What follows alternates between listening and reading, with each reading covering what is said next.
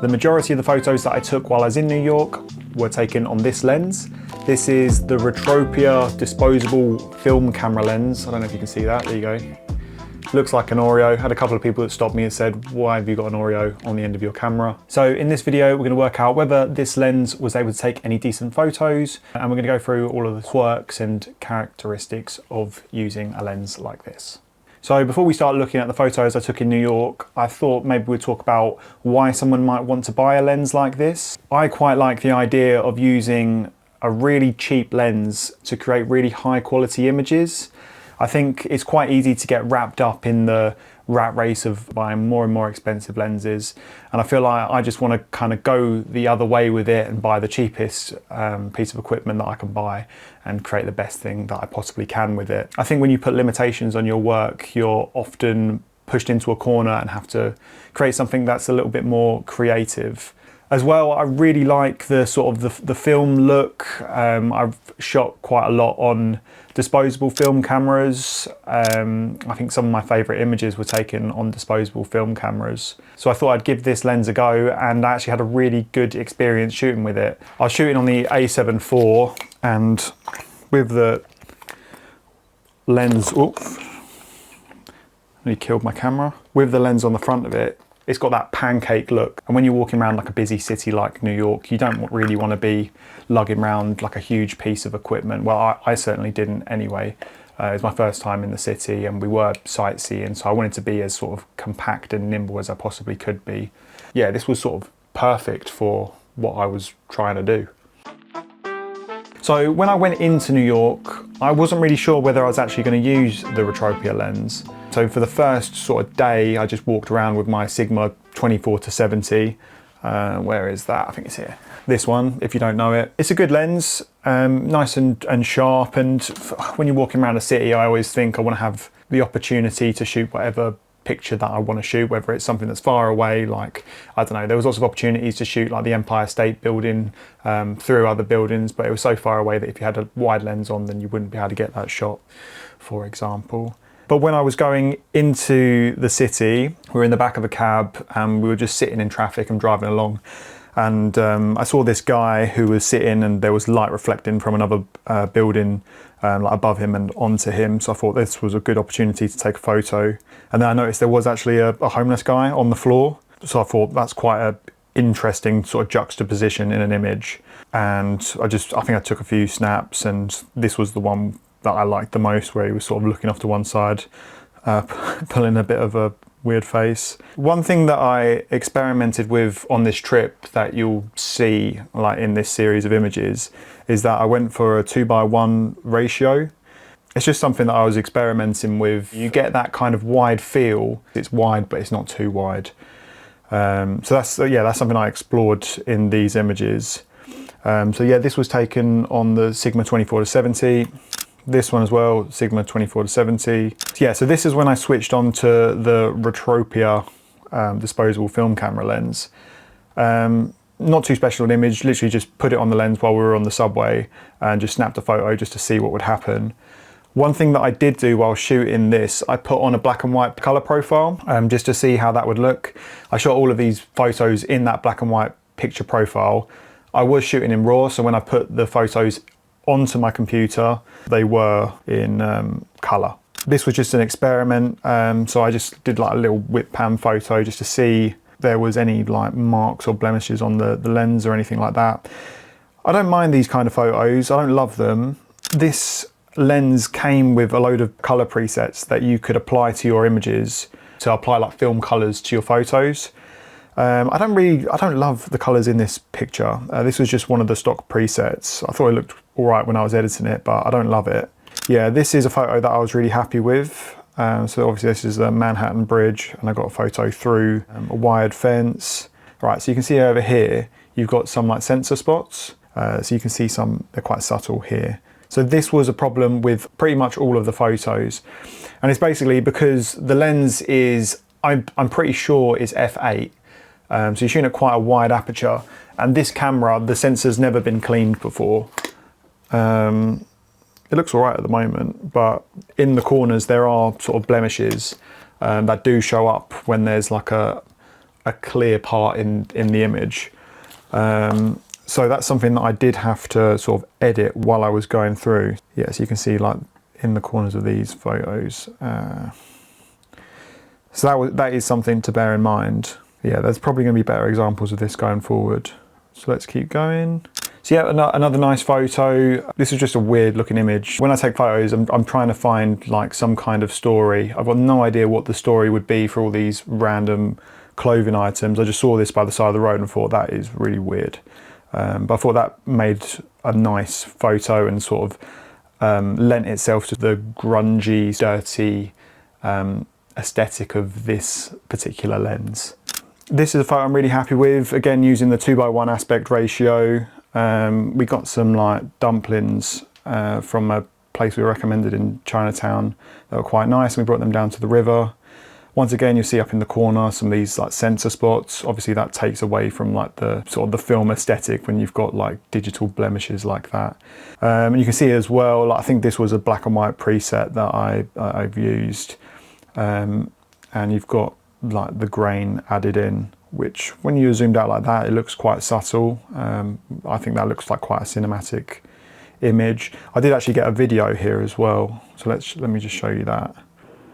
But yeah, I thought this looked quite cool. Obviously with video, it's harder. If you stabilize this shot, you'd probably be able to clean up some of the digital blemishes. But if you made like an actual short film using this lens, you'd have to get your sensor cleaned, and you'd have to constantly be blowing on the lens to not get those sensor spots. But obviously for photos, we can edit them out quite easily. While we're here, we'll just look at a couple of other video clips that I got with the camera. Yeah, so obviously they're top right, so you can see this is what I'm talking about. Like, that's really bad. You don't really want that on your own video clips. Okay, cool. So let's go back to the pictures. Yeah, another 2:1 photo on the subway. Don't be someone's subway story. Back in Times Square, I think I literally just applied the preset and then made a couple of small like contrast and saturation adjustments. This again, this was one of my favorite images from the trip. This was just a lot of luck to get this photo. This is an advert for Heineken. We were standing inside the McDonald's, and I just wanted to take a photo of the McDonald's sign with the lights all behind it. And just luckily this Heineken advert came up and the star was there for maybe 2 seconds. And I just was able to adjust my angle that slightest amount to get the star in the middle and snap the photo. I think to edit this, I wanted to make the yellow pop as much as I could. So I brought the saturation out of, I'm guessing that's like a Disney advert, wherever this is down here.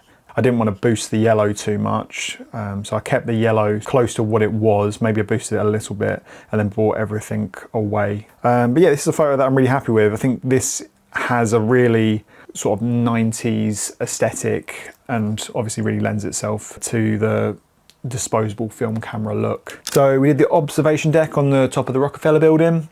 Again, 2:1 aspect ratio. I mean, this has been obviously this has been edited to add grain, but like the sharpness isn't that bad. You get a little bit of, it looks a little bit washed out over the way, but you can see everything pretty well. That's even the Statue of Liberty over there in the corner.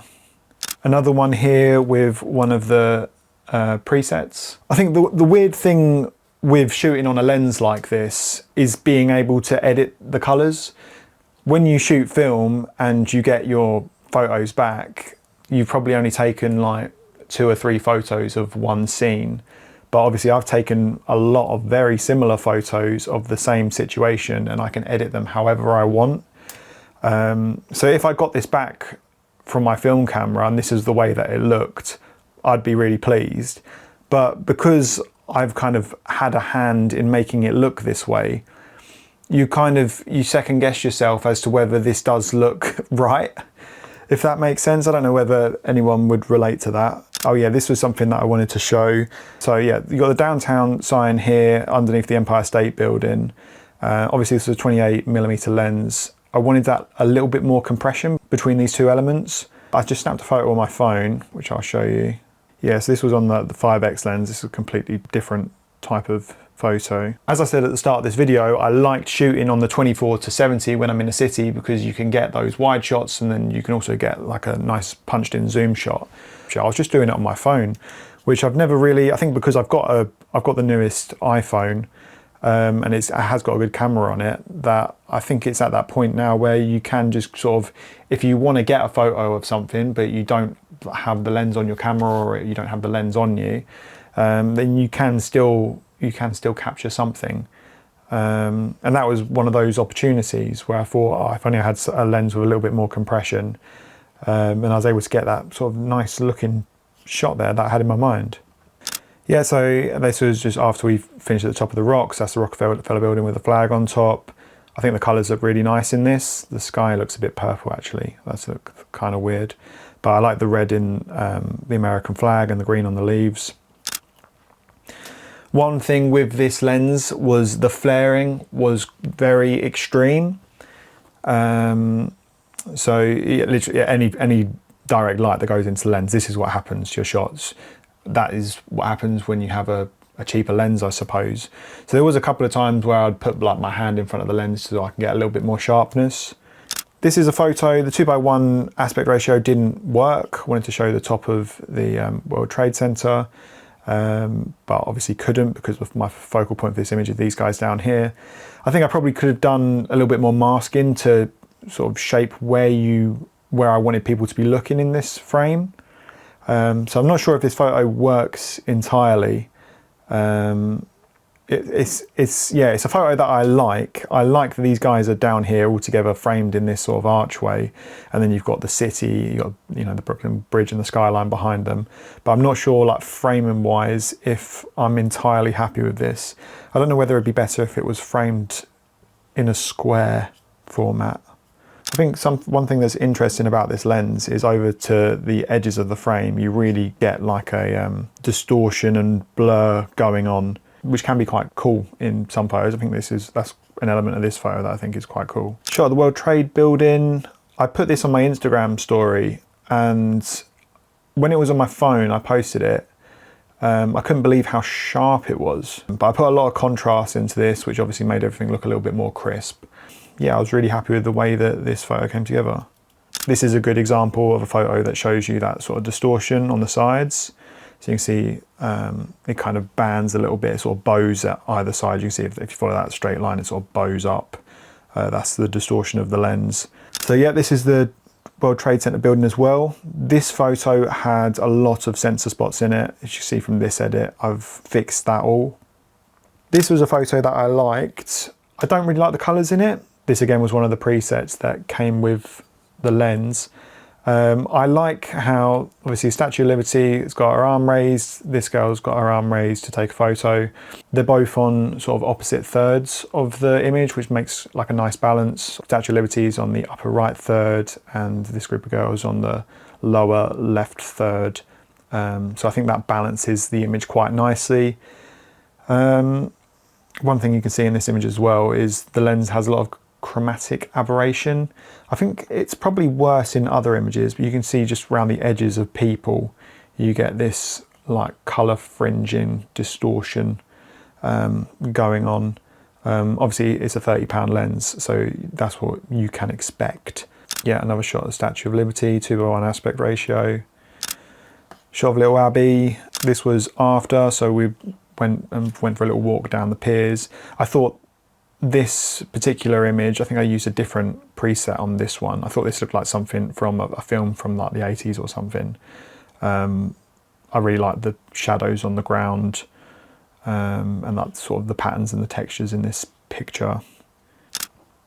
And then this was my last image that I took. Once again, all these photos were taken in black and white on my camera, but this particular photo I thought worked especially well in color. One thing that really surprised me when we went to New York was how green Central Park was. I don't know whether it's because you're in the city and then you go into this park that's well maintained, and it's that juxtaposition that makes it feel more colourful. yeah, I sort of heightened the greens in this. It does almost look a little bit artificial as I'm looking at it now. This is a good example to show this chromatic aberration. Like, I think it looks especially bad on this lady here. Yeah, you can see this guy down here. There's a photographer over here. But I really love this image. I think I took like 20 photos in this place waiting to get like a good shot of the bowler in action. Yeah, I think it's just a cool photo. There's so much action, there's so much going on in this photo. So this was one that I was especially pleased with. Okay, so that was all the photos that I took from New York with this lens. Now, would I recommend it? I think I probably would. I spent £30 on this lens and took some of the best photos that I've taken this year, in my opinion. Obviously, you do have things like the distortion around the edges of the frame. You've got the weird flares, you've got the chromatic aberration. I wouldn't be using this lens for client work, but as a lens just to pick up and try and take some cool photos, I think it's well worth giving a go. So thank you for watching this video. I'm hoping to make more videos like this in the future.